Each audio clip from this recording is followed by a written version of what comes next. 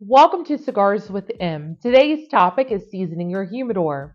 There are many ways to season your wooden humidor. However, I recently found a simple way to complete the seasoning process that I wanted to share with you. Meet the Boveda Humidor Starter Kit.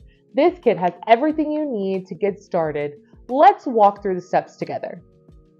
Open the kit by placing the 84% humidity control pack into the empty humidor. You must not open it for 14 days. That means don't even peek it. Don't even think, oh, maybe it's done. Keep it closed for 14 days. After 14 days, remove the 84% humidity control pack and throw it out.